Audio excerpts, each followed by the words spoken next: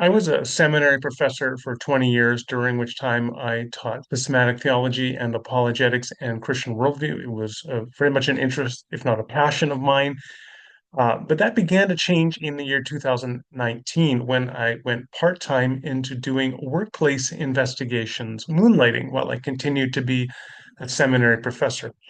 Well, in 2023, I made the full-time shift away from being a professor and into workplace investigations. And while these are obviously very different fields of work, there is some significant overlap. I am the director of faith-based organization investigations at Veritas Solutions in Edmonton, Canada, where we specialize in my area on doing workplace investigations in faith-based contexts such as churches or parachurch ministries or Christian or religious schools or religious NGOs.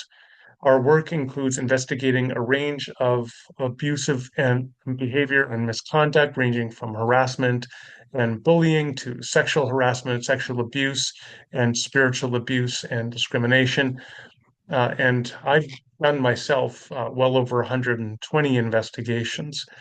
Earlier this year, I published a new book, my 17th book, actually, and this one was co-authored with Bob Stenhouse, who is the CEO of Veritas Solutions, and it's titled Disabuse: How to Prevent, Detect, Investigate, and Eliminate Abuse in Churches and Faith-Based Organizations. The first chapter gives definitions of different types of abuse. The second chapter looks at personalities that are prone to abuse, including narcissists, psychopaths, and groomers. And then the remainder of the book looks at a case study of a fictional church in which there is an allegation of harassment and bullying, which is then investigated. And that provides a template to help people begin to understand what abuse looks like and how it can be investigated. Now, this field of work is obviously, again, it's in many respects quite different from apologetics and worldview and systematic theology.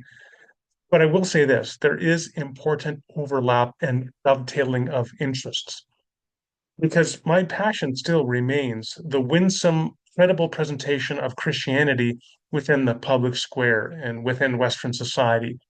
And I dare say there may be nothing that is more corrosive and deeply impactful in an adverse negative sense for the credibility and health of Christianity than the perpetuation and occurrence of abuse and misconduct within churches.